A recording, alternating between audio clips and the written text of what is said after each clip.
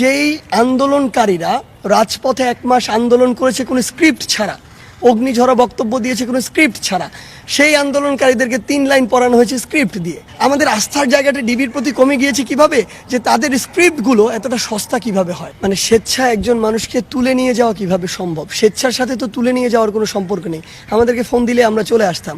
আর আরেকটি জিনিস হচ্ছে, মানে এটা যে একটা ভণ্ডামির চরম মাত্রা ছিল সেটা পুরো বাংলাদেশের জনগণ এমনিই বুঝে গিয়েছে। যেই আন্দোলনকারীরা রাজপথে 1 মাস আন্দোলন করেছে কোনো স্ক্রিপ্ট ছাড়া, অগ্নিঝরা বক্তব্য দিয়েছে কোনো স্ক্রিপ্ট ছাড়া, সেই আন্দোলনকারীদেরকে 3 লাইন পড়ানো হয়েছে স্ক্রিপ্ট দিয়ে। তো এটা যে স্ক্রিপ্টেড এটা তো বোঝা যায়, এটা প্রেসক্রাইবড একটা জিনিস। আবার আমরা সেখানে থেকেছি ধরুন 6 দিন, আমরা 18 বেলা খেয়েছি। 1 বেলা খাইয়ে সাথে সাথে সেখান থেকে বের হওয়ার আগে যখন আমরা জানতে পারি সোশ্যাল মিডিয়া সেটি ছড়িয়ে পড়েছে, তখন সেটিও যে ইন্টেনশনালি করা হয়েছে এবং আমরা ভালো ছিলাম এটি দেখানো হয়েছে, সেটাও যে প্রেসক্রাইব সেটাও বোঝানো যায়।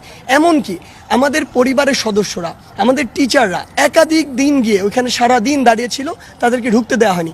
যেই একদিন ঢুকিয়ে ইচ্ছা করে খাওয়ানো হয়েছে এবং ভিডিও করানো হয়েছে এবং এরপর আবার আর ঢুকতে দেওয়া হয় নাই, সেটাও যে প্রেসক্রাইব সেটা তাদের কার্যক্রমে বোঝা যায়।